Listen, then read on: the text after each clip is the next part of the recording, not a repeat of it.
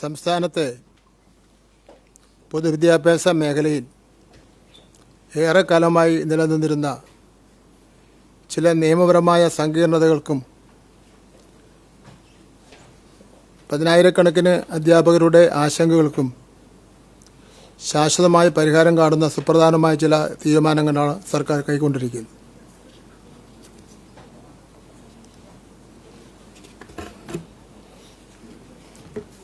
ഭിന്നശേഷി നിയമനവും അധ്യാപകരുടെ അപ്രൂവലും 1996 ഭിന്നശേഷി നിയമപ്രകാരം 3% സംവരണവും 2017 അത് 4% നിശ്ചയിച്ചിരുന്നു. എന്നാൽ എയ്ഡഡ് സ്കൂളുകളിൽ ഇത് നടപ്പിലാക്കുന്നതിൽ വലിയ കാലതാമസമുണ്ടായി. 2022 ഹൈക്കോടതി സിംഗിൾ ബെഞ്ച് 1996 മുതലുള്ള മുൻകാല പ്രാബല്യത്തോടെ ഇത് നടപ്പിലാക്കുവാൻ ഉത്തരവിട്ടു. ഇത് നിലവിലുള്ള ആയിരക്കണക്കിന് അധ്യാപകരുടെ നിയമനത്തെ ബാധിക്കുമെന്നതിനാൽ സർക്കാർ അപ്പീൽ നൽകി. ഡിവിഷൻ ബെഞ്ച് വിധി വന്നതോടെ 2021 ശേഷം നിയമിതരായവർക്ക് ദിവസവേതനം മാത്രമായി ശമ്പളം ചുരുങ്ങി. എന്നാൽ NSS നൽകിയ കേസിൽ ബഹുമാനപ്പെട്ട സുപ്രീം കോടതി ഭിന്നശേഷി തസ്തികകൾ ഒഴിച്ചിട്ട് ബാക്കിയുള്ളവർക്ക് അപ്രൂവൽ നൽകുവാൻ ഉത്തരവിട്ടു. ഈ വിധിനായ മറ്റ് സമാന മാനേജ്മെൻറ്റുകൾക്കും ബാധകമാക്കാമോ എന്ന് നിയമോപദേശം അന്ന് തേടിയെങ്കിലും അനുകൂലമായ ഉപദേശമല്ല ലഭിച്ചത്. ഈ വിധി എല്ലാ മാനേജ്മെൻറ്റുകൾക്കും ബാധകമാക്കുവാൻ സർക്കാർ തന്നെ ബഹുമാനപ്പെട്ട സുപ്രീം കോടതിയിൽ സത്യവാങ്മൂലം നൽകി. എന്നാൽ കേസ് ഏപ്രിൽ മാസം 14 വീണ്ടും മാറ്റുകയാണ് ഉണ്ടായത്.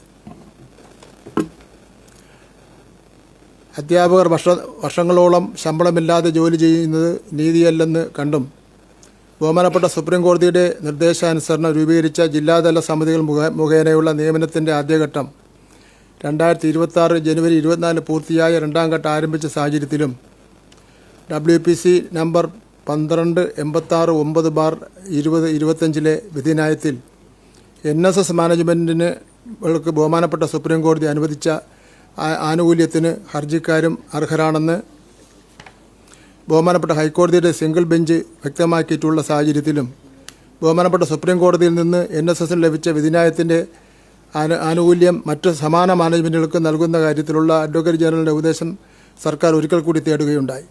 സംസ്ഥാനത്തിനു വേണ്ടി ഹാജരാകുന്ന മുതിർന്ന അഭിഭാഷകരായിട്ടുള്ള ശ്രീ ജയ്ദീപ് ഗുപ്ത, ശ്രീ ജയന്ത് മുത്തുജി എന്നിവരുമായി ഈ വിഷയം സ്റ്റാൻഡിംഗ് കൗൺസിൽ ചർച്ച ചെയ്തതിൻ്റെ അടിസ്ഥാനത്തിൽ ബഹുമാനപ്പെട്ട സുപ്രീം കോടതി നിലനിൽക്കുന്ന സ്പെഷ്യൽ ലീവ് പെറ്റീഷനുകളുടെ ഫലത്തിന് വിധേയമായി ഭിന്നശേഷി നിയമനത്തിനായി വ്യവസ്ഥാപിത തസ്തികകൾ മാറ്റിവച്ചിട്ടുള്ള മറ്റ് മാനേജ്മെൻറ്റുകളുടെ കീഴിലുള്ള സ്കൂളുകളിലും താൽക്കാലികമായി ജോലി ചെയ്യുന്ന അധ്യാപകരെ സ്ഥിരപ്പെടുത്തുന്നതിന് സർക്കാരിന് ഉത്തരവ് പുറപ്പെടുവിക്കാൻ കഴിയുമെന്ന് സീനിയർ അഭിഭാഷകർ അഭിപ്രായപ്പെട്ടിട്ടുണ്ട്.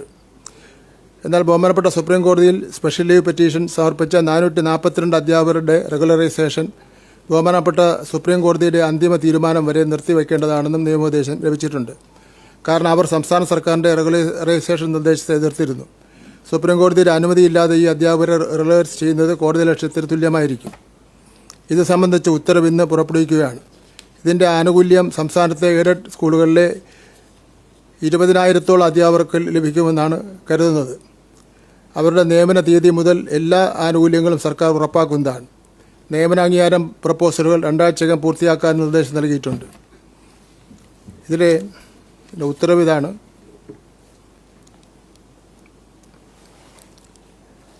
മേലിൽ വിവരിച്ച വസ്തുക്കളുടെ അടിസ്ഥാനത്തിൽ സർക്കാർ ഈ വിഷയം വിശദമായി പരിശോധിച്ചു.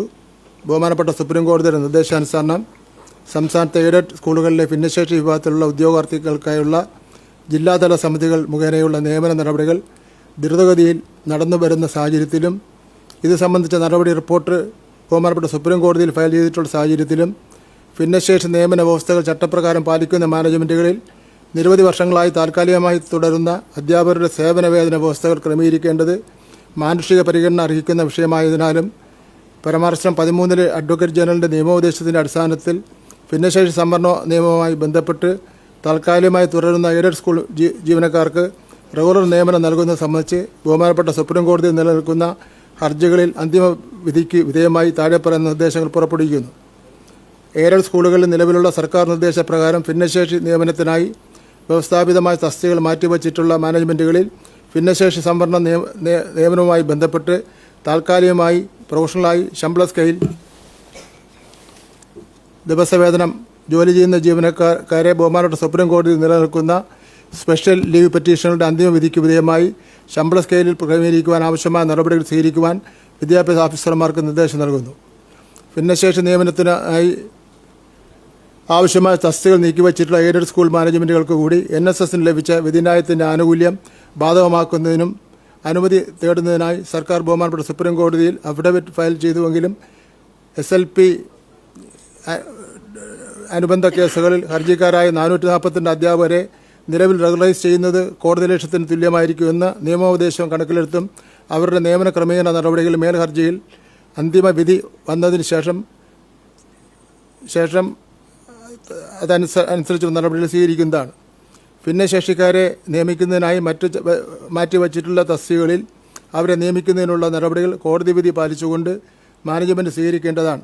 ഭാവിയിൽ മാനേജ്മെൻറ്റ് നടത്തുന്ന എല്ലാ നിയമനങ്ങൾക്കും മേൽ സുപ്രീം കോടതി വിധി ബാധകമായിരിക്കും. ഭിന്നശേഷി നിയമനത്തിനായി ഇനിയും തസ്തികകൾ വിട്ടു നൽകാത്ത മാനേജർമാർ അടിയന്തരമായി ബഹുമാനപ്പെട്ട സുപ്രീം കോടതി നിർദ്ദേശങ്ങൾക്ക് അനുസൃതമായി തസ്തികകൾ വിട്ടു നൽകേണ്ടതാണ് എന്ന് കർശന നിർദ്ദേശം നൽകുന്നു.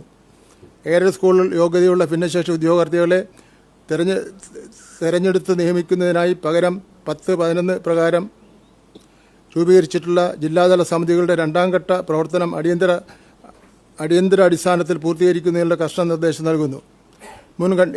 മുൻഗണനയായിട്ട് എയിൽ പറഞ്ഞിട്ടുള്ള നിയമനാംഗീകാരം പ്രപ്പോസലുകൾ തീർപ്പാക്കുന്നതിനും ചുവടെ ചേർക്കുന്ന നിർദ്ദേശങ്ങൾ പുറപ്പെടുവിക്കുന്നു. ഓരോ ജില്ലാ വിദ്യാഭ്യാസ ഓഫീസർ എന്നിവരുടെ കീഴിലുള്ള സ്കൂളുകളുടെ നിയമനാംഗീകാരം പ്രപ്പോസലുകൾ സർക്കാരും വകുപ്പും പുറപ്പെടുവിച്ചിട്ടുള്ള ഉത്തരവുകളുടെ മാർഗ്ഗനിർദ്ദേശങ്ങളും അടിസ്ഥാനത്തിൽ പരിശോധിച്ച് 2 ആഴ്ചക്കകം തീർപ്പ് കൽപ്പിക്കേണ്ടതാണ്.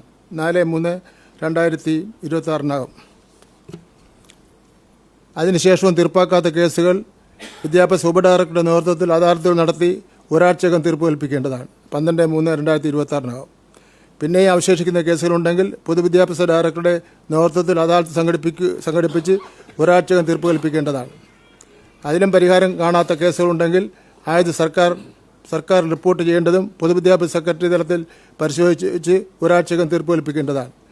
ആഴ്ചയിൽ ഒരിക്കലുള്ള പുരോഗതി റിപ്പോർട്ട് പൊതുവിദ്യാഭ്യാസ ഡയറക്ടർ സർക്കാരിനെ അറിയിക്കേണ്ടതാണ്. ഇത് സംബന്ധിച്ച് വിശദമായ മാർഗ്ഗനിർദ്ദേശങ്ങൾ പൊതുവിദ്യാഭ്യാസ ഡയറക്ടർ പുറപ്പെടുവിക്കുന്നതാണ്. ഓക്കെ.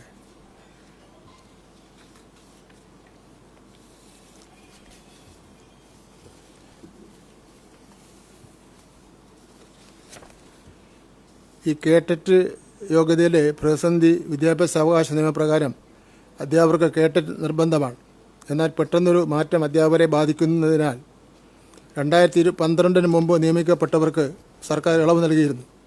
എന്നാൽ 2025 സെപ്റ്റംബർ മാസം 1 ബഹുമാനപ്പെട്ട സുപ്രീം കോടതിയിൽ നിന്നുണ്ടായ വിധി ഇത്തരം ഇളവുകളുടെ നിരാകരിക്കുകയും കേട്ടറ്റില്ലാത്തവരെ സർവീസിൽ നിന്ന് നീക്കണമെന്ന് സുപ്രീം കോടതി പറയുകയും ചെയ്തു. ഇത് 20,000-ഓളം അധ്യാപകരുടെയും അവരുടെ കുടുംബങ്ങളെയും ബാധിക്കുന്ന വിഷയമായി മാറി. കോടതി വിധി നടപ്പിലാക്കിക്കൊണ്ട് തന്നെ അധ്യാപകരെ സംരക്ഷിക്കാൻ സർക്കാർ വഴി കണ്ടെത്തിയിരിക്കുകയാണ്. വിധിപ്രകാരം 2 വർഷം കേട്ടറ്റ് പാസ്സാകാൻ സമയം നൽകുന്നുണ്ട്. ആ സമയം വരെ ശമ്പളമില്ലാതെ ജോലി ചെയ്യിപ്പിക്കുന്നത് മനുഷ്യാവകാശ ലംഘനമാണ്. അതിനാൽ 2 വർഷത്തിനുള്ളിൽ കേട്ടറ്റ് നേടണമെന്ന വ്യവസ്ഥയിൽ 2025 സെപ്റ്റംബർ 1 മുൻപ് നിയമനം ലഭിച്ചവരും സമാന യോഗ്യതകളായ നെറ്റ്, സെറ്റ്, MPhil, PhD എന്നിവ ഉള്ള എല്ലാവർക്കും ശമ്പള സ്കെയിലിൽ താൽക്കാലിക അപ്രൂവൽ നൽകുവാൻ തീരുമാനിച്ചിട്ടുണ്ട്. അധ്യാപകരുടെ സ്ഥാനക്കയറ്റം സംബന്ധിച്ച് അഡ്വക്കേറ്റ് ജനറലിൻ്റെ നിയമോപദേശം നേടിയതിനു ശേഷം തീരുമാനം കൈക്കൊള്ളുന്നതാണ്.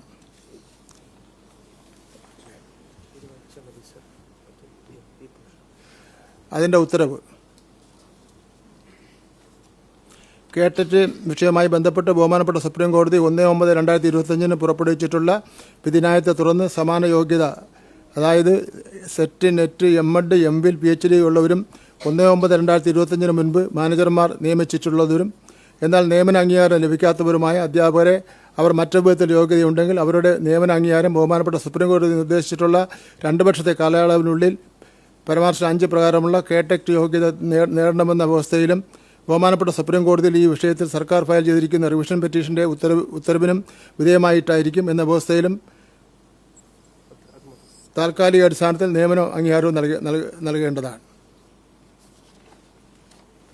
അതായത് സുപ്രീം കോടതി വിധി വന്നതിന് മുമ്പുള്ള.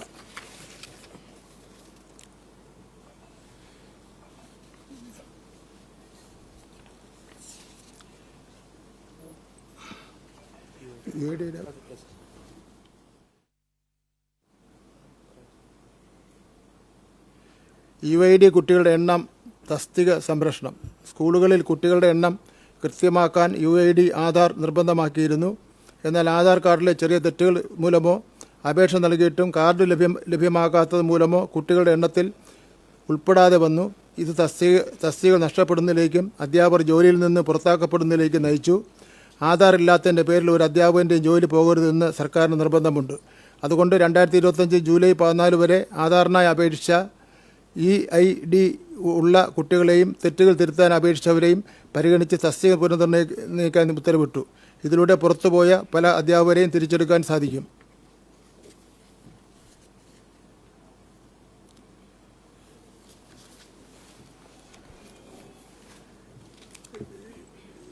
സുപ്രീം കോടതിയിൽ SLP ഫയൽ ചെയ്ത പറഞ്ഞല്ലേ ഞാൻ നമ്പർ, അതെ. ഈ ഇപ്പോൾ ഇത് ബാധിക്കുന്നത് കോർപ്പറേറ്റ് മാനേജ്മെൻറ്റ് 293 മാനേജ്മെൻറ്റ് വരും. വ്യക്തിഗതമായിട്ട് വരുന്ന സിംഗിൾ മാനേജ്മെൻറ്റ് 1771 വരും. ആകെ 2064. അധ്യാപകർ 20-നും 26-നും ഇടയിൽ വരും. അതൊരു അന്തിമ കണക്ക്, അത് ഡെയിലി വൈസും കൂടെ കണക്കാക്കേണ്ടി വരും.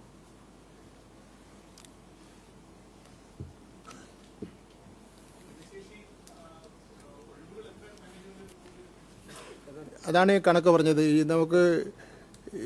നമ്മൾ കണക്കെടുത്ത് വന്നപ്പോൾ ഒരു 20,000-ന് പുറത്ത് വരെ വരുന്നുണ്ട്. ഈ ഡെയിലി വേജസും കൂടെ മാനേജ്മെൻറ്റ് എണ്ണം കോർപ്പറേറ്റ് മാനേജ്മെൻറ്റ് 293, വ്യക്തിഗത സിംഗിൾ മാനേജ്മെൻറ്റ് ഉണ്ട് 1771, അങ്ങനെ ആകെ 2064.